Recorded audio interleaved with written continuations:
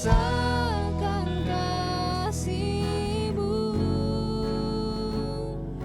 dan indahnya kekudusan-Mu, penuhi dengan kasih-Mu, diam di hadirat-Mu, ku mengangkat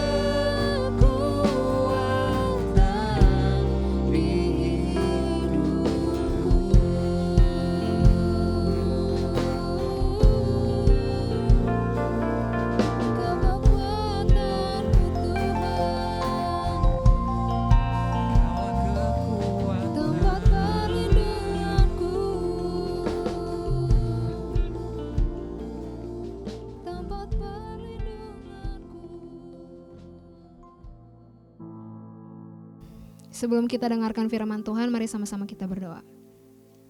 Bapa yang baik, sungguh bersyukur Tuhan untuk kasih Tuhan atas setiap kami Tuhan. Kalau pada hari ini Tuhan kami sama-sama ibadah di hadapan Engkau Tuhan. Tuhan, kalau sebentar kami ingin dengarkan firman-Mu Tuhan, Tuhan yang pimpin Tuhan dari awal hingga akhirnya. Kami mau berikan sikap hati kami yang terbaik Tuhan untuk dengarkan firman-Mu Tuhan. Tuhan, kami juga berdoa Tuhan untuk pembicara kami Tuhan. Tuhan yang berikan hikmat-Mu Tuhan, biar apa yang pembicara kami sampaikan Tuhan, semua daripada Engkau saja Tuhan. Terima kasih Tuhan, dalam nama Tuhan Yesus, haleluya, amin.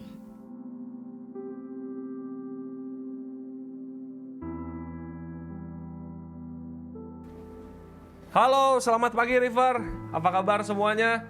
Gue harap semuanya dalam kondisi yang baik. Dan gue yakin pagi hari ini kita sama-sama excited untuk menyambut firman Tuhan. Dan sebelum kita mau dengar firman Tuhan, kita mau say thanks dulu sama semua tim fotografi yang hadir di tempat ini ya. Sudah bersusah payah, mereka datang dari subuh ya, nyeting tempat sampai sekarang. Kita bersyukur kita punya anak-anak yang bertalenta dan mereka mau maksimal dalam talentanya. Dan sehingga kita bisa sama-sama ibadah online sampai minggu ke berapa ya ini? Minggu ke 10 ada ya kira-kira. Minggu ke-8. Minggu ke-8, 8 kali rekaman YouTube. Dan puji Tuhan hasilnya semakin baik. Dan kita yakin dan percaya ibadah kita boleh menjadi berkat bukan hanya untuk kita tapi untuk semua orang yang melihat ibadah kita. Nah teman-teman, pagi hari ini kita mau sama-sama belajar tentang namanya menyembah dalam roh dan kebenaran. Minggu kemarin kita udah belajar dari Ko Abed dan Om Edo. Mereka sudah membahas tentang apa sih worship itu. Ternyata worship itu bukan hanya sekedar kita nyanyi di gedung, nyanyi lagu cepat, lagu pelan, lagu keras dan lagu pelan. Ternyata worship bukan hanya tentang lagu, tapi worship berbicara tentang keseluruhan gaya hidup kita. Dalam di keluarga, di sekolah kita, di keluarga kita, dimanapun kita berada. Itu adalah salah satu dari worship kita. Nah juga penyembahan itu dari dalam keluar.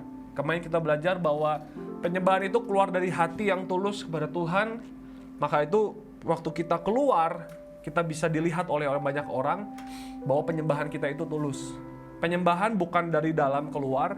Makanya situasi ataupun kondisi apapun tidak mempengaruhi apa yang ada di dalam. Sebab penyembahan keluar dari dalam untuk keluar. Nah teman-teman, kita lihat seperti Yohanes 4 ayat 21 ketika perempuan di Samaria bertemu dengan Tuhan Yesus. Tuhan Yesus menghancurkan sebuah budaya, Tuhan Yesus menghancurkan sebuah kultur yang sudah lama dianut oleh orang-orang setempat bahwa menyembah Tuhannya itu harus di gunung. Dan Tuhan bilang akan datang waktunya di mana engkau tidak akan lagi menyembah di gunung maupun di Yerusalem. Tuhan merajuk kepada penyembahan bisa dilakukan di mana saja.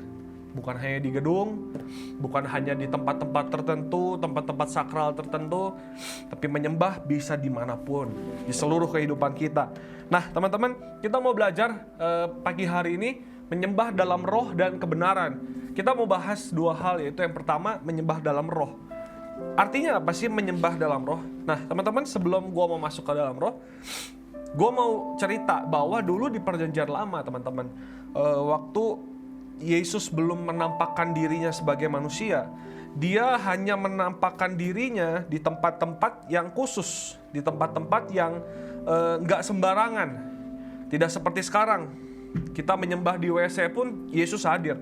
Sebab Yesus itu Immanuel, Allah yang selalu beserta dengan kita. Nah teman-teman, kita mau baca di Keluaran 3 ayat 2-6. Gua akan bacakan Keluaran 3 ayat 2-6. Kita mau baca sama-sama ya.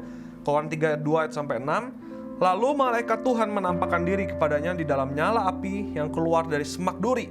Lalu ia melihat dan tampaklah semak duri itu menyala, tetapi tidak dimakan api. Musa berkata, "Baiklah, aku menyimpang ke sana untuk memeriksa penglihatan yang hebat itu. Mengapakah tidak terbakar semak duri itu?" Jadi Musa melihat ada api di semak duri, namun semak durinya tidak ikut terbakar. Ayat 4, ketika dilihat Tuhan bahwa Musa menyimpang untuk memeriksanya, berserulah Allah dari tengah-tengah semak duri itu kepadanya, "Musa, Musa." Dan ia menjawab, "Ya Allah." Lalu ia berfirman, "Jangan datang dekat-dekat. Tanggalkanlah kasutmu dari kakimu, sebab tempat di mana engkau berdiri itu adalah tanah yang kudus."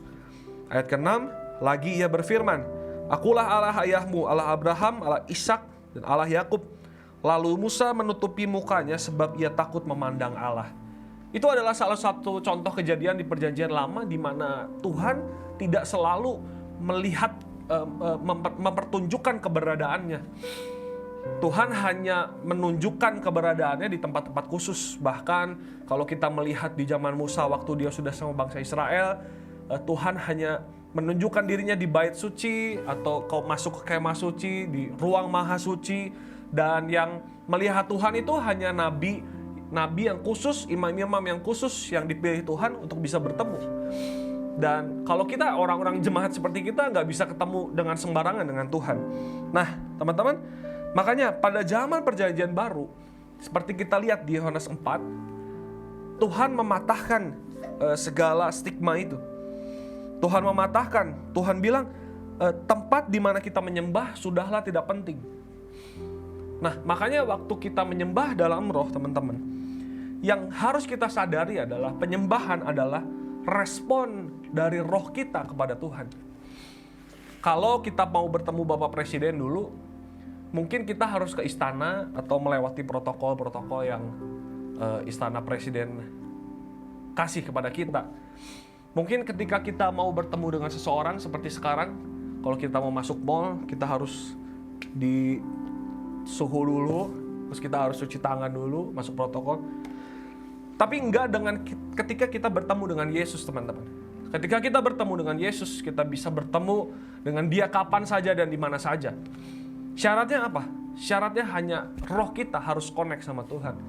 Karena Allah adalah roh, dan barang siapa yang menyembah Allah harus di dalam roh. Nah teman-teman, penyembahan merupakan respon atau tanggapan roh kita. Maka dari itu, waktu kita di gereja, waktu kita di rumah, waktu kita di keluarga, waktu kita di teman-teman, kita bisa melakukan penyembahan. Caranya gimana? Caranya adalah memberi tanggapan respon dengan roh kita. Mungkin salah satu contohnya gini, ketika teman-teman ada di keluarga, dan keluarga kalian misalnya menyebalkan luar biasa, tapi kamu selalu dituntut untuk melakukan yang terbaik, sehingga kamu tuh gak tahan, penat, Tuhan gak bisa. Penyembahan terjadi ketika kamu mau merespon dengan baik. Roh kamu merespon, kamu bilang, Tuhan terima kasih buat keluarga yang sudah Tuhan kasih. Terima kasih buat ujian yang Tuhan kasih, walaupun itu berat, tapi aku akan berusaha melaluinya bersama dengan Tuhan. Itu adalah tanggapan roh kita. Tanggapan di mana situasi yang tidak menyenangkan terjadi dalam hidup kita, tapi kita bisa masih melakukan penyembahan. Ingat, penyembahan bukan hanya selalu berbicara tentang lagu, musik, mimbar, gitar, dan lain-lain, no. Tapi penyembahan adalah seluruh kehidupan kita. Penyembahan tidak hanya melibatkan gerakan tubuh yang dapat dilihat. Penyembahan harus keluar dari roh kita, bagian terdalam dari diri kita. Dan penyembahan tidak bergantung pada hal-hal di luar seperti tempat tertentu, keadaan sekeliling yang mendukung, atau tata cara yang sudah biasa, atau musik khusus, atau gerakan tubuh. Dan saya melihat ketika kita mulai membatasi setiap penyembahan, saya melihat ada banyak gereja pecah. Dan hal itu sebenarnya gak esensi. Cara kita menyembah, cara kita memuji Tuhan. Dan saya melihat banyak diskusi dari itu akhirnya membuat gereja terpecah belah. Dan saya yakin itu bukan rencana Tuhan untuk gereja terpecah belah.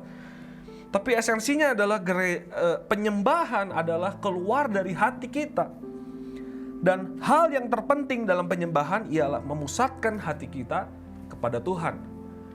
Percuma ketika kita mengangkat tangan, ketika kita menyanyi luar biasa, tapi hati kita tidak terpusat kepada Tuhan, penyembahan itu akan jadi sia-sia, teman.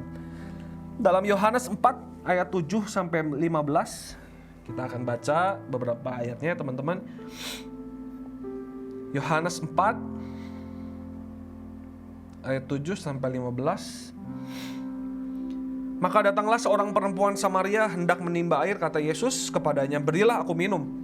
Sebab murid-muridnya telah pergi ke kota membeli makanan. Maka kata perempuan Samaria ini kepadanya, "Masakan engkau seorang Yahudi minta minum kepadaku seorang Samaria?" Sebab orang Yahudi tidak bergaul dengan orang Samaria. Jawab Yesus kepadanya, "Jikalau engkau tahu tentang karunia Allah dan siapakah dia yang berkata kepadamu, berilah aku minum. Niscaya engkau telah meminta kepadanya dan ia telah memberikan kepadamu air hidup." Nah, teman-teman, di sini dikatakan bahwa ketika kita menyembah dalam kehidupan kita, jikalau kita terputus dengan roh Tuhan, kita tidak bisa menyembah Dia. Maka dari itu Tuhan mengedepankan menyembah dalam roh dan kebenaran. Tidak ada penekanan yang lebih penting roh atau kebenaran, namun kedua-duanya sangat penting. Makanya di ayat 10 dimention tentang air hidup. Di ayat 10 tadi, "Berilah aku minum, niscaya engkau telah meminta kepadanya dan ia telah memberikan kepadamu air hidup." Tuhan sedang berbicara kepada orang Samaria yang notabene waktu itu belum percaya kepada Dia, bahwa air hidup adalah Dia sendiri. Tentang Bapa memberikan anaknya buat kita supaya kita mengenal Dia sebagai juru selamat, supaya air hidup itu kita terima, teman-teman. Agar Bapa memberi rohnya kepada kita, agar kita terhubung dengan dirinya. Bisa bayangkan teman-teman, Bapa memberikan rohnya kepada kita supaya kita bisa terhubung dengan Dia. Nah, makanya teman-teman, bila kita bergantung kepadanya, mata air roh Allah akan memancar dalam diri kita. Kita mau lihat di ayat yang ke-14. "Tetapi barang siapa minum air yang akan kuberikan kepadanya, ia tidak akan haus untuk selama-lamanya. Sebaliknya, air yang akan kuberikan kepadanya akan menjadi mata air di dalam dirinya, yang terus-menerus memancar sampai kepada hidup yang kekal." Artinya di satu sisi sudah pasti ketika kita mempunyai air hidup, yaitu ketika Bapa memberikan rohnya pada kita untuk kita bisa terhubung dalam kehidupan kita sendiri. Tapi mata air itu bisa terus-menerus memancar dalam kehidupan kita atau tidak, itu ditentukan oleh kita, teman-teman. Alirannya akan lebih deras kalau kita belajar bergantung kepada Tuhan dengan lebih sungguh lagi. Nah, artinya menyembah dalam roh itu dibangun dalam keseharian kehidupan kita. Semakin kita bergantung, semakin kita berserah kepada Tuhan, aliran air hidup itu akan semakin keras mengalir dalam kehidupan kita. Nah, makanya teman-teman, di dalam Yohanes 6 ayat 63, kita mau sama-sama baca.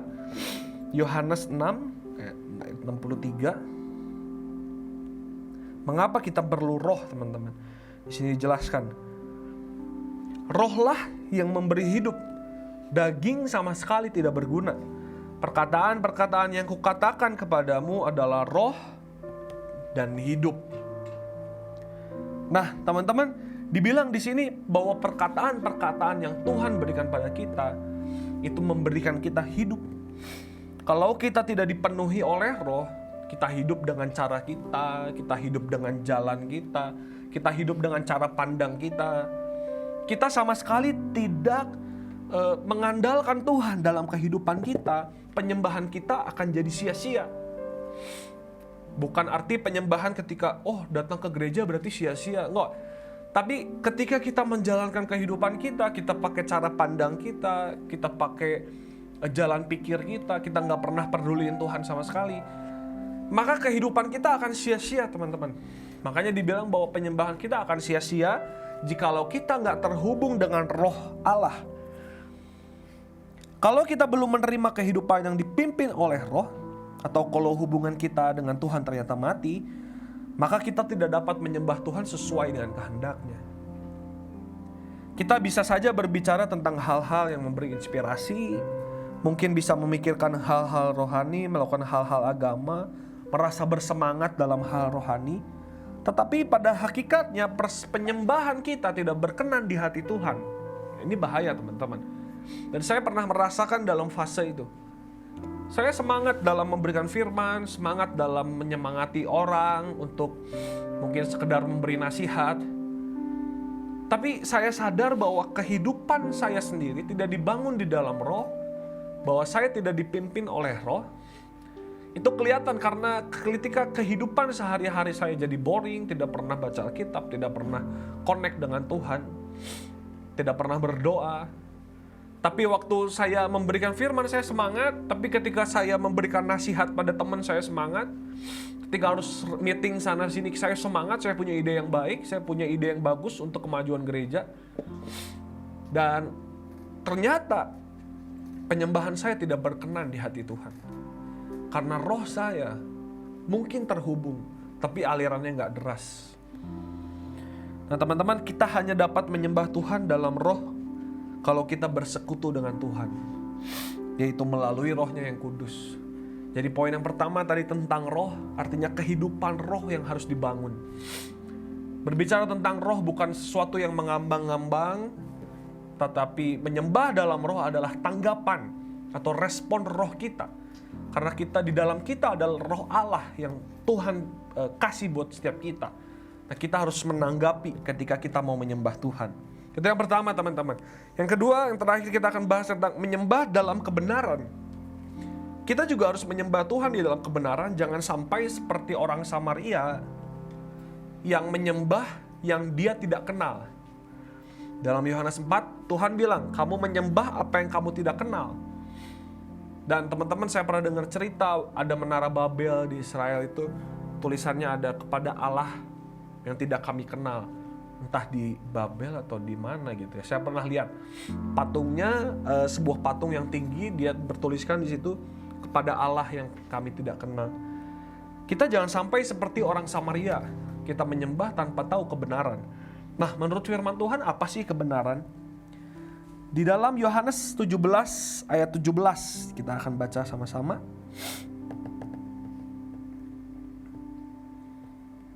Yohanes 17 ayat 17. Kuduskanlah mereka dalam kebenaran, firman-Mu adalah kebenaran.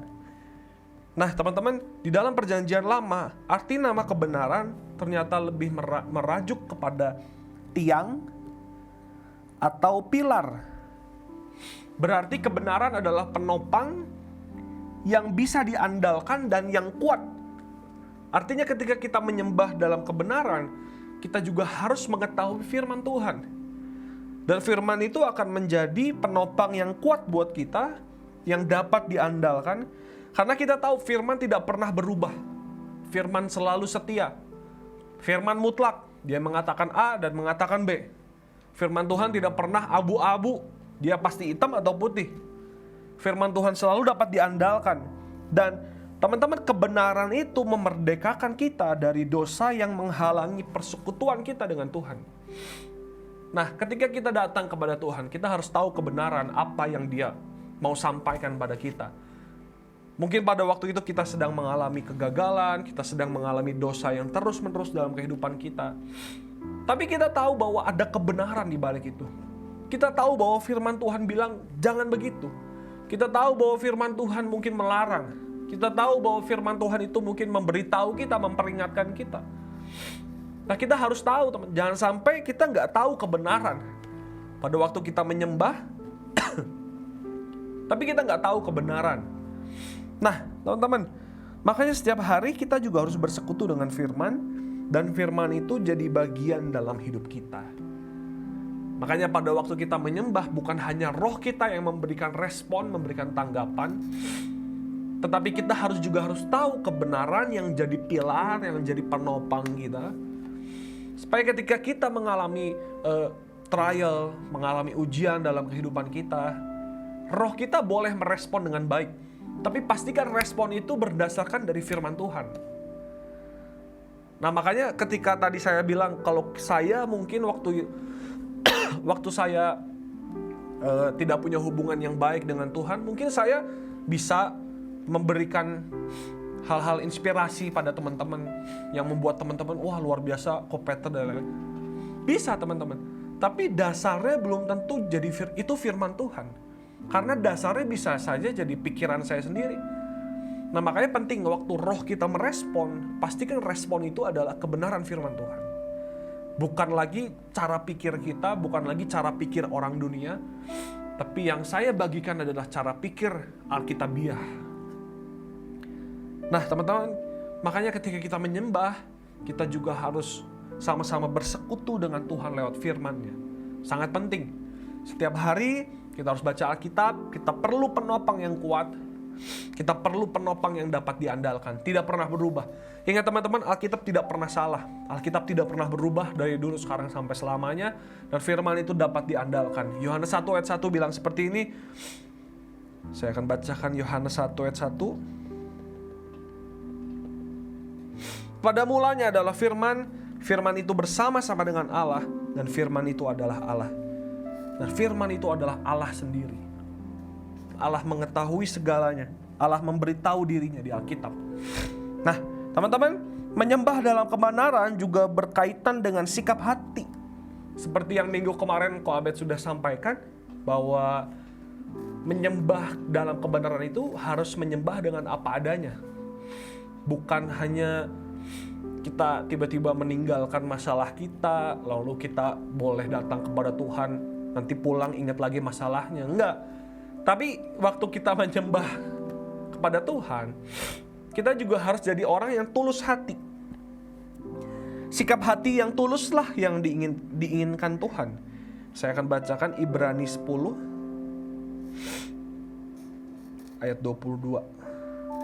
Karena itu marilah kita menghadap Allah dengan hati yang tulus ikhlas dan keyakinan iman yang teguh.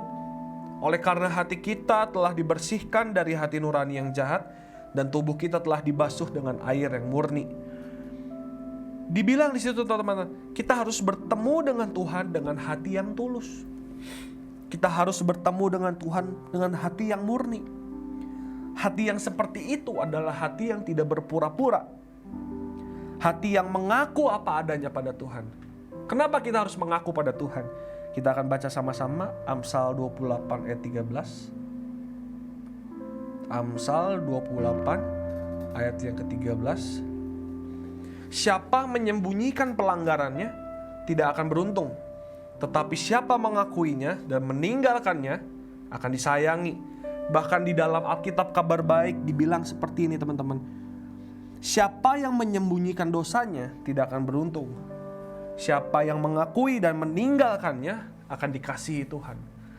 Maka dari itu penting, ketika kita berdoa, ketika kita menyembah Tuhan, kita harus tahu bahwa Tuhan tahu segalanya dalam kehidupan kita. Dia tahu masalah kita, Dia tahu keluarga kita, Dia tahu segala-galanya dalam kehidupan kita. Jadi tidak ada perlu lagi kita sebenarnya kabur dari Tuhan, sebab Tuhan tahu semuanya. Saya pernah mendengar sebuah firman, dia bilang gini, mungkin orang-orang sering berkata bahwa, Tuhan ngapain aku doa sih? Tuhan kan udah tahu semuanya dalam hatiku. Jadi gak usah lagi lah saya ngomong, saya lagi butuh apa, atau saya salah apa dan lain-lain. Tapi dibilang doa adalah hubungan. Di dalam hubungan ada keterbukaan. Pada waktu kita terbuka kepada Tuhan, kita gak mungkin bilang sama orang tua kita, mami tahulah aku mau apa, papi tahulah aku mau apa, udah gak usah ngomong lah. Saya yakin bisa gila orang tua kalian ya. Atau kalian punya pacar gitu ya, tiba-tiba marah, kamu kenapa sih? Kamu ada apa sih? Masa kamu gak tahu isi hati dia? Kira kita dukun emang ya, kita tahu isi hatinya. Dan saya yakin Tuhan juga tahu sebenarnya isi hati kita apa. Tapi dalam hubungan yang sehat harus ada keterbukaan. Dua arah, kita boleh mengaku pada Dia, dan Dia juga boleh berlaku adil sama kita. Nah teman-teman, orang yang berhati tulus juga tidak menutup-nutupi kelemahan dan kesalahannya. Dia gak menutupi kelemahan kekurangannya. Dan orang yang tulus hati, dia mengaku bahwa dia butuh pertolongan. Dia mengaku bahwa dia lemah, dia butuh Tuhan. Orang yang tulus juga mengakui bahwa ia perlu ditolong. Tidak menunggu sampai ia merasa lebih layak baru ia menyembah Tuhan. Makanya sering saya katakan bahwa prinsip kita datang ke gereja bukan tunggu suci. Justru kita disucikan melalui proses kita datang ke gereja. Lama-lama kita dikuduskan, disucikan. Tapi kalau kita melihat bahwa, nanti dulu deh, belum suci, belum terlalu kudus nih, masuk gereja masih kacau. Misalnya Sabtunya kacau, Minggunya gak berani ke gereja lah, gak kudus, gak layak. No teman-teman, proses penyucian, proses pengudusan itu datang ketika kita mau datang kepada Dia dan dibentuk oleh Dia. Karena jika kita datang kapanpun pada Tuhan, berarti itu menunjukkan kita masih bergantung kepada Dia. Makanya jangan pernah merasa terintimidasi dengan kira-kira suara hati kita yang bilang, jangan datang ke Tuhan, ngapain? Habis kacau lu, habis dosa lu. Jangan. Tapi ketika anak kecil menangis, dia tahu harus pergi kemana, yaitu ke orang tuanya. Anak kecil gak mungkin bilang waktu dia nangis, aduh, saya gak akan ke orang tua deh. Saya pasti dianggap anak kecil ya, memang masih kecil gitu ya. Saya lari ke orang tua lain lah, no. Tapi waktu dia mengalami ancaman, dia mengalami mungkin dipukul sama kakaknya, dipukul adenya, dia pasti datang ke orang tuanya. Itu menunjukkan bahwa anak itu masih bergantung kepada si orang tua. Nah, begitu pula dengan kita. Ketika kita hidup di dunia ini, kita melakukan banyak kesalahan. Come on. Tidak ada yang perfect, tidak ada yang sempurna. Bahkan saya pun sering melakukan kesalahan. Tapi respon dari kesalahan itulah yang menentukan bagaimana kita ketika kita melakukan kesalahan-kesalahan berikutnya. Ketika kita salah, pastikan kita langsung lari kepada Tuhan. Kita langsung mencari Tuhan. Itu adalah tolak ukur di mana kita bisa bergantung atau tidak kepada Tuhan. Nah, teman-teman, yang pertama tadi menyembah dalam roh, artinya kita memberikan tanggapan dalam roh kita. Ketika kita menyembah dalam seluruh kehidupan kita, kalau dalam gedung gereja, mungkin sebelah kita kiri kanan gak nyanyi, sebelah kanan kita nggak angkat tangan, kita malu angkat tangan, tapi Tuhan bilang penyembahan adalah tanggapan dari roh kita. Ketika kita di dalam keluarga, ketika kita dicobai oleh teman kita untuk ayo dong cobain sekali-sekali, apa yang mau kita tanggapi dengan roh kita? Kita mau bilang perkatakan firman Tuhan no, atau dan yang lain-lain, atau kita bisa juga ikutan dengan mereka. Nah, pastikan ketika tanggapan itu keluar, tanggapan itu adalah kebenaran firman Tuhan, menyembah dalam kebenaran. Kebenaran adalah sebuah pilar, sebuah dasar yang kuat, yaitu firman Tuhan. Ketika kita tahu firman Tuhan, ketika kita tahu apa yang dikatakan Tuhan tentang kehidupan kita, hidup kita kuat. Seperti orang yang mendirikan rumah di atas batu, bukan di atas pasir. Ketika badai datang, kita masih tetap berdiri di atas iman dasar kekristenan, yaitu Tuhan sendiri. Nah, teman-teman, gue yakin dan percaya firman ini boleh berbicara pribadi buat kalian. Dan gue yakin dan percaya teman-teman, selama masa kita gak ibadah, gue yakin kerohanian teman-teman akan semakin bertumbuh. Walaupun teman-teman tidak sekolah, tidak kuliah, mungkin kerja juga terbatas, gue yakin teman-teman, Tuhan mendatangkan kebaikan buat kita. Sebab kita gak pernah tahu rencana Tuhan, tapi janji Tuhan adalah, rencananya adalah rancangan damai sejahtera, tidak pernah kecelakaan. So, gue berharap teman-teman boleh mengerti apa yang gue sampaikan pagi hari ini tentang roh dan kebenaran. Make sure abis ini kita boleh join ke small group dan kita boleh bahas firman Tuhan, bagaimana cara pengaplikasiannya dalam kehidupan kita dan lain-lain. Dan gue yakin kita boleh semakin bertumbuh, kita semakin semangat untuk kita boleh sama-sama bertumbuh serupa seperti Tuhan. Tuhan Yesus memberkati, guys. Ya teman-teman, tadi kita udah dengar sharing dari Ko-Peter. Saatnya kita mau menutup ibadah pada pagi hari ini. Mari kita berdoa. Tuhan, terima kasih buat penyertaan-Mu ya Bapa, karena kasih-Mu tidak berkesudahan atas hidup kami ya Bapa. Tuhan, kiranya ajar kami untuk semakin hidup takut akan Engkau, agar kami boleh semakin serupa dengan-Mu ya Bapa. Tuhan, juga kiranya apa yang menjadi kerinduan-Mu ya Bapa dalam setiap kehidupan kami boleh Engkau sampaikan ya Bapa. Dan sebentar lagi juga kami akan memulai sharing dengan teman-teman kami ya Bapa. Kami boleh menceritakan kasih-Mu ya Bapa melalui setiap kehidupan kami, agar kami boleh semakin bertumbuh bersama-sama ya Bapa. Sekalipun kami berada di berbagai tempat ya Bapa, tapi kami percaya hadirat-Mu akan selalu ada bersama-sama dengan kami ya Bapa. Tuhan, kami serahkan kehidupan kami semuanya dalam tahun saja. Kami percaya Engkau selalu menyertai kami dan rancangan-Mu selalu yang terbaik dan indah bagi kami. Dalam Tuhan Yesus, haleluya, amin.